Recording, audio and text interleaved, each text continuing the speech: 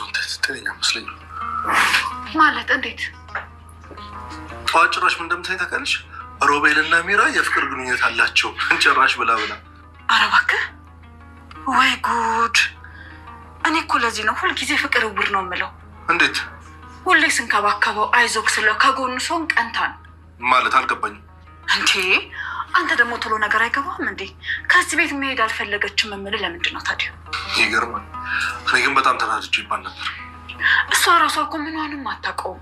በፍቅር ክንፍ ብላለች። በፍጹም አልጠበኩም ነበር።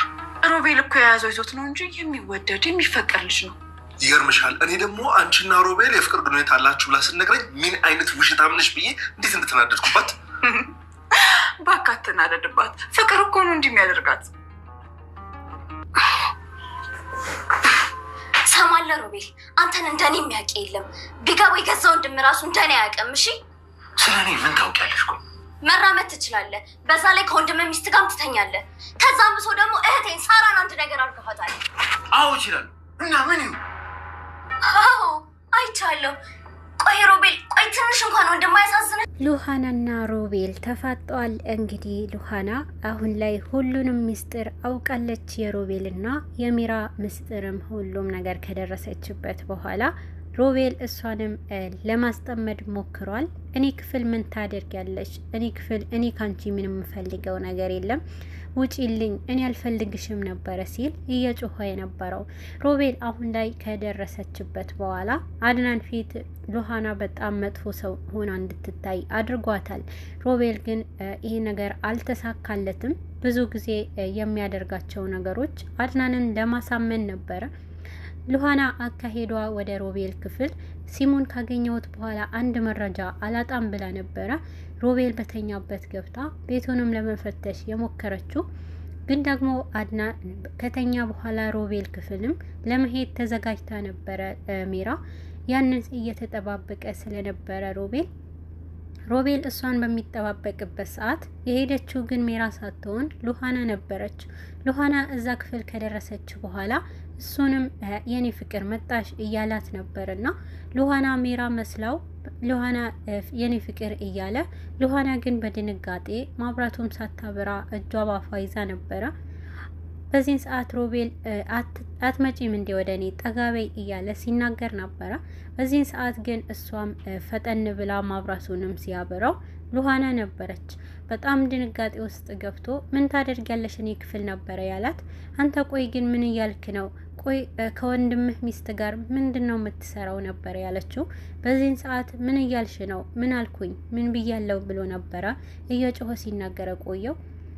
ሉሃና ይህንን ባለ ሰዓት ድንጋጤ ውስጥ ገብታለች። ይህ ሰውዬ በጣም ከሚታሰበው በላይ አስመሳይና ውሸታም ነው ብላ ለራሷ ሰግታ ነበርና ግን ደግሞ ይህንን ነገር ስታደርግ ሜራ እንዳይጠረጥራት እያደረገች ነው። አሁን ላይ እዛ ክፍል ከገባች በኋላ ሉሃና በጣም ጥፋተኛ ሆና እንድትወጣ አድርጓታል። ሮቤልንም እኔ አታውቂኝም፣ ይሄ ነገር ደግሞ እኔ እስካልኩ ብቻ ነው የሚቀጥለው ብሎ ብዙ አስፈራርተዋታል ማለት ነው።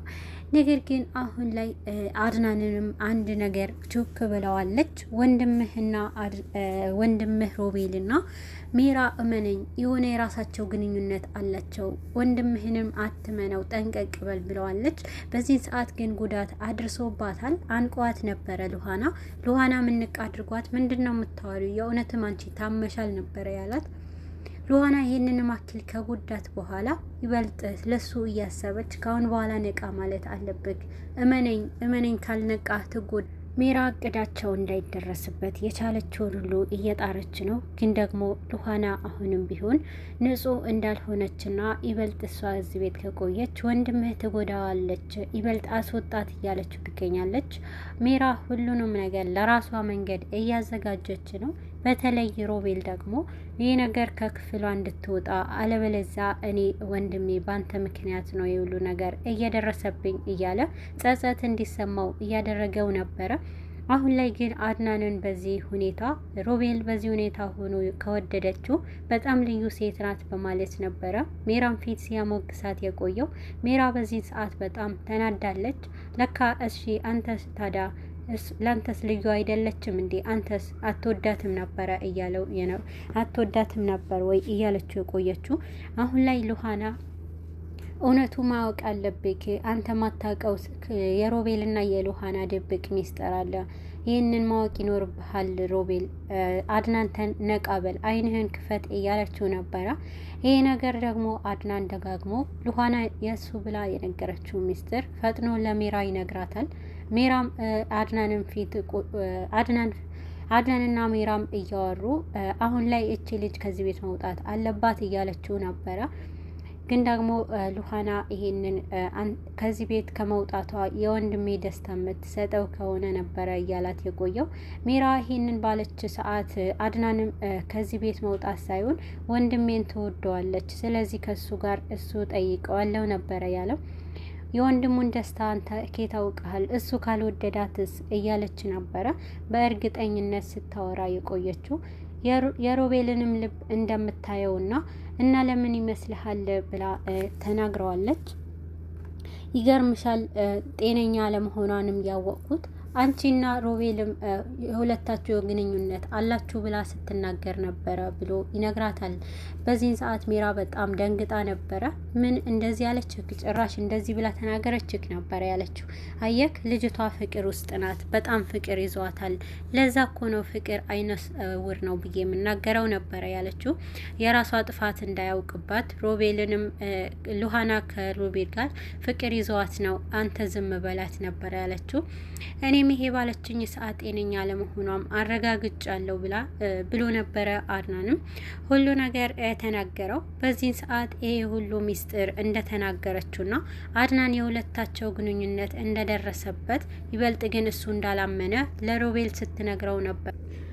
ካሁን በኋላ ይሄንን ነገር ካደረግሽ እኔን ከተከታተልሽኝ አጠፋሻለሁ ብለዋታል ሮቤል ለሉሃና። ሉሃና እኔ አድናን አይደለሁም፣ እኔን ዋሽተኸኝ በጭራሽ አታልፍም ብለዋለች። እኔ የምፈልገው ካንተ ውሸቶችህንም የፈለካቸው ነገር ማድረግ ትችላለህ። እኔ የምፈልገው ካንተ እህቴና እህቴ ብቻ ነው። እህቴን አምጣልኝ፣ እህቴን ስጠኝ ነው ያለችው የነበረው። እና እኔ ስለ እህትሽ ስታየኝ መራመድ እችላለሁ እንጂ እንዳሞራ አልበር ነገር ብሏታል። አሁን ላይ ሮቤል በደግ ብሎ ቆሞ ሉሃናም በአይኗ አይተዋለች። እኔ ምን ብዬ ነበረ? ይሄ እኮ ነው ያልኩት፣ መራመድ እኮ ትችላለክ፣ በደንብ ትችላለክ። ግን ደግሞ አድናንን አታለው እኔን አታታልለኝም ነበረ ያለችው። በዚህን ሰዓት ጥቃት ሊያደርስባት ችለዋል።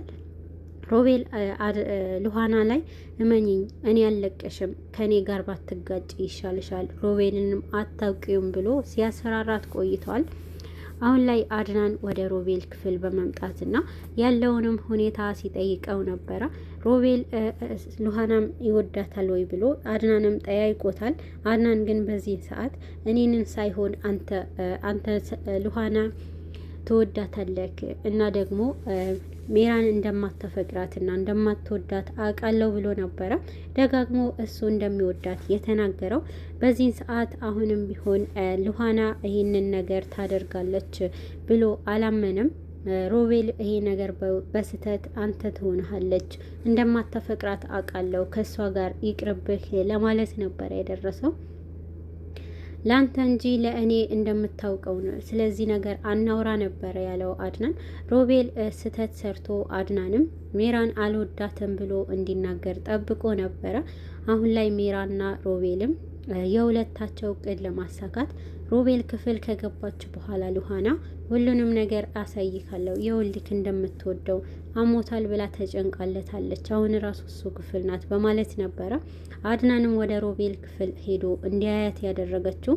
አሁን ላይ ሉሃና ከሮቤል ክፍል ስትወጣ ወንድሜ እንዴት ነው ብሎ ለመጠየቅ ነበረ። እሱ ግን ደግሞ ሜራ ይህንን ነገር እንዴት ነው ሮቤል ብላ ጠይቃታለች።